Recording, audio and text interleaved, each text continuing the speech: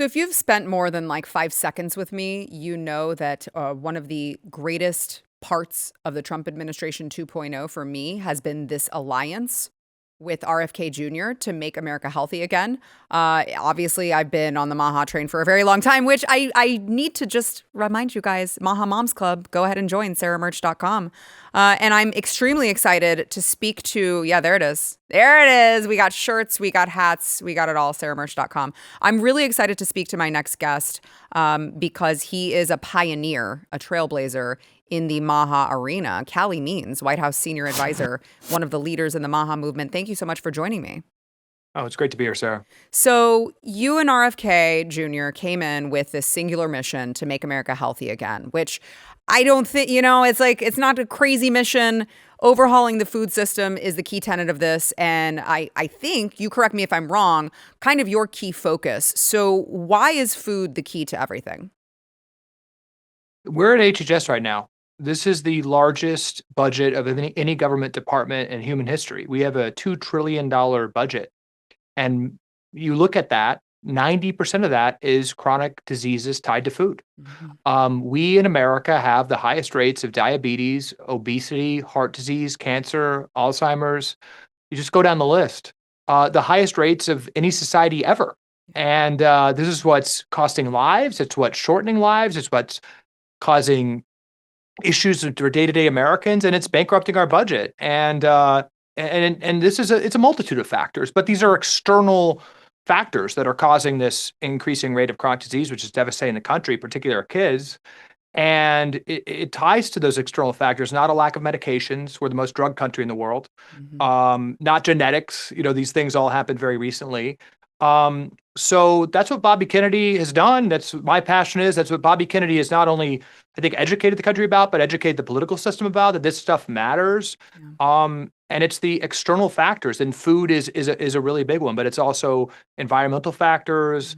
It's things like exercise. It's things like we're not outside a lot. I mean, this is basic stuff. It's non-political stuff. But Bobby Kennedy, I think he's the most important person. He'll go down as the most important person in the history of modern public health because he's brought light to these simple things. Yeah, I don't disagree with you. I mean, he is one of my own personal heroes. I was able to interview him at the first new media row at the White House, and it was really an honor because he really, truly, if the history books are reflected correctly, he and you, I mean, all of you guys that are there doing this great work, I think will be true heroes for this country.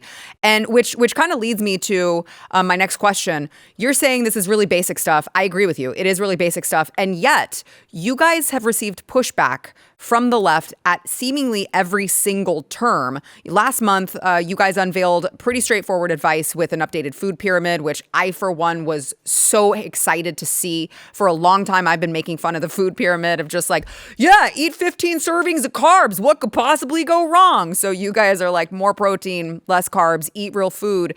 And still, there is pushback to what you guys are saying. Why do you think that we can't be bipartisan about something as simple as keeping America healthy? Trump derangement syndrome, I think, is the most pernicious and incurable condition impacting much of the American populace. It's defining American politics. And the simple reality is Trump derangement syndrome has led Democrats to passionately defend artificial food dyes. It's led Democrats to now be the party of ultra-processed food. It's led Democrats to, I couldn't believe this, passionately argue that we should maintain government funding for soda on food stamps.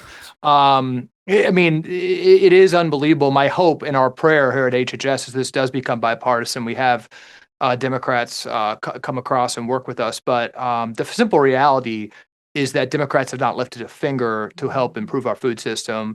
And this food pyramid, you're right, it's dead simple. The principles of the food pyramid are eat real food, and that's the first time the government's ever said that message. Previous guidance has said that ultra-processed food is the same health value as whole food. It says to avoid refined carbohydrates, which every doctor in the country would agree are very tied to the metabolic conditions and the chronic diseases that we're facing, have exploded in the American diet. Turns into sugar in our bloodstream, says avoid refined carbohydrates, says we should maybe limit our sugar intake when we are dramatically increasing that in the past couple decades, and 38% of teens have prediabetes. These simple things. And that flows into government procurement guidelines. So our schools and our military are going to have better whole food. It's a 95% issue. It's impossible to disagree with. But yeah, we're getting fought at every turn, and we're going to keep pushing. And I think the Democrats will have to come on board one day, because it makes no sense. I completely agree. By the way, you mentioned Trump derangement syndrome, and I agree with you. Have you guys at HHS considered studying that? You could figure it out. Like, what is broken in their brains to make them fight this? You guys can figure that out. Well, Dr. Oz has said he might be looking at a medical code for that. I think it might be. I think it might be incurable at stage 4. I think you're right. It's terminal at that point. Yeah. So a lot of brands, what I have loved, Calley, is a lot of brands, obviously when you guys come out with the new guidelines on dye-free products and stuff like that, it's on one hand enraging because these companies have already been producing these products in other countries, dye-free, chemical-free, the other countries that have already passed rules and regulations for this get the clean stuff. And then we're left with all of the artificial crap that hurts us. And so now that you guys have enacted some of these new guidelines with regard to food dyes and stuff like that, I see all of these companies, before they legally have to, they're already giving us the good stuff. I saw a clip of someone doing a blind taste test of these new naked chips, like they were the Flamin' Hot Cheetos without the color.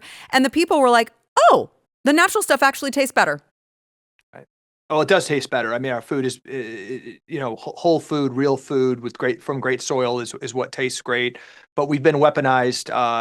The food's been weaponized, and we've been addicted to this ultra processed crap. Because as I talked about, this is, in the 90s created by the cigarette industry, which consolidated the food industry and made our food addictive. No, you bring up a great point.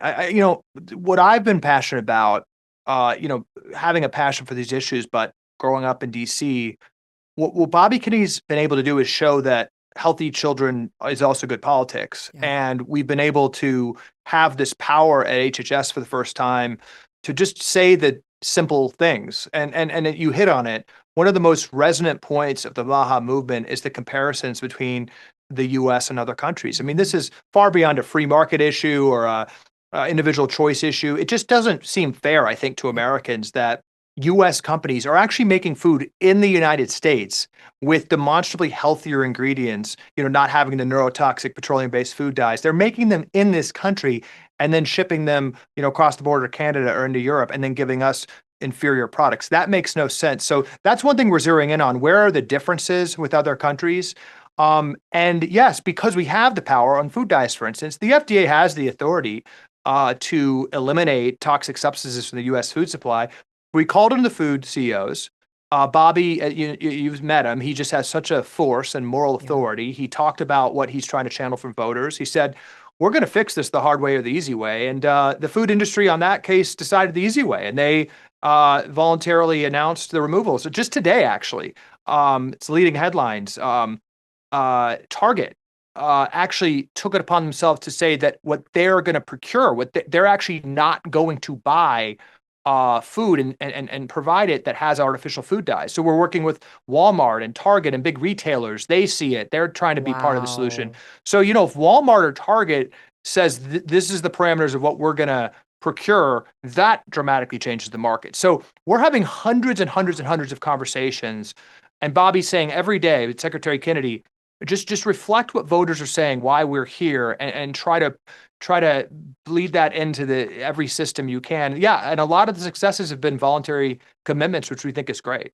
Yeah, a big reason, I totally agree with you, by the way, a big reason I feel like all of these ultra processed foods have all these additives is, again, you correct me if I'm wrong, you're the expert, I'm not, but they have this regulatory system within the FDA called Generally Recognized as Safe, GRAS for short, and it's a 67-year-old system. And so when you start thinking about okay, 67 years ago, most doctors were still like, yeah, you're pregnant. You can smoke a Camel Light. It's fine. Right. I just wonder, is there any way that we can get rid of this GRAS system entirely? Yes. Well, that's something Secretary Kennedy's talked a lot about.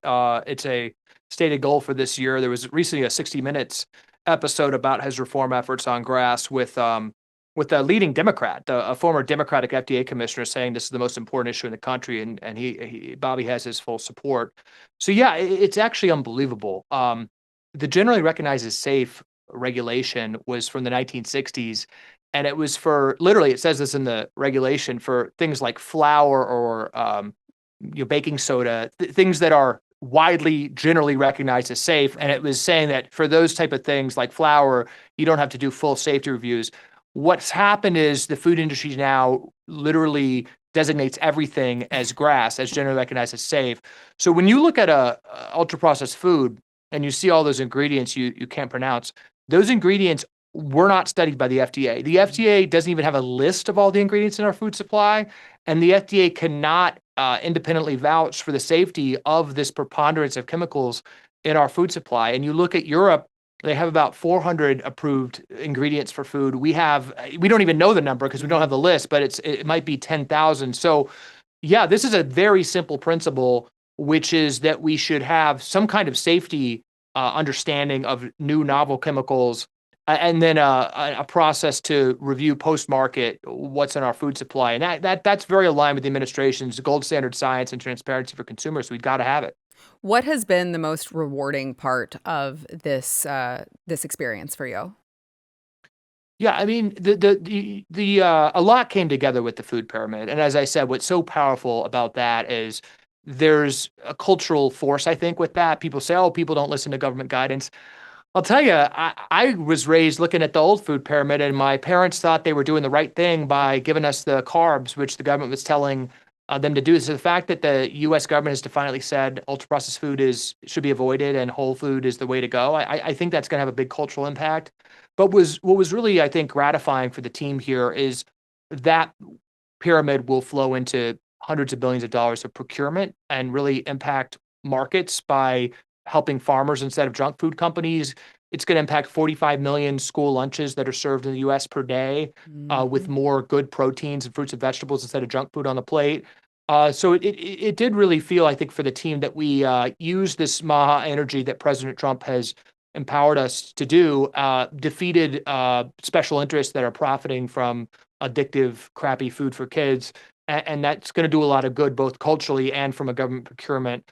I think the last thing I just say is I think, just historic policy wins we've achieved in the past year, but we are proud that whether an American is a fan of President Trump and Bobby Kennedy or not, there's been a cultural, I think, spiritual revolution in the country. I even meet with liberal friends who, are not fans of Bobby Kennedy or President Trump. They're thinking much harder about reading food labels, and what they're putting in their child's body. And I personally believe President Trump and Bobby Kennedy deserve a lot of credit for just overarching conversation we're having in the country. I completely agree. Bobby said, I'm saying Bobby like I know him. I'm like, oh yeah, me and Bobby go way back. We met that one time. But I remember hearing him say, in one of his speeches that just really stuck with me. I'm sure many other moms can relate, when he said, I bent down every morning and I prayed that God would put me in a position where I could actually make changes happen and save these kids. And I want to tear up just talking about it right now,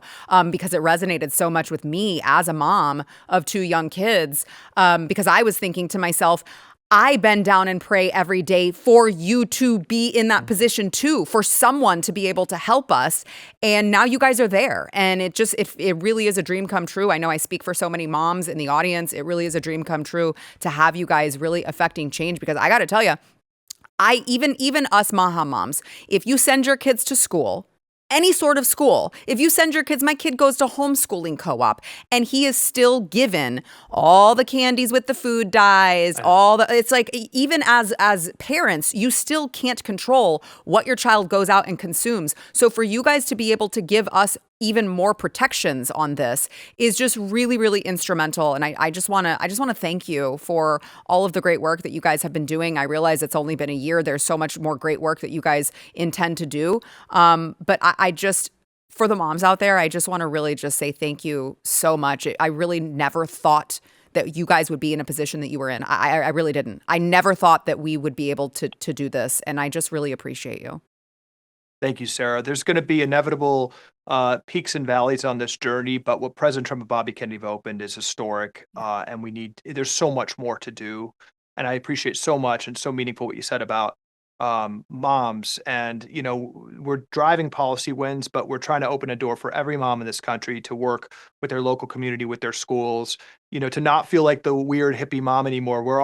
I think there's a lot of hippie moms and they're correct. And we should not be poisoning our kids. And we need to be really conscious about the environment and what's going into our kids' bodies. And that's just a unimpeachable, nonpartisan philosophy. So, I hope every mom watching feels more empowered and, to make change in the most important part around their home, but also around their communities. And I know that's happening around the country. And that is the most gratifying thing that we're seeing. Yeah. Well, I appreciate all of the work that you do.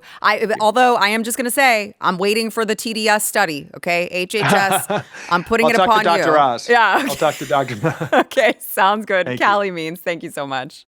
Thanks. All right. Bucket list right there. Checked off.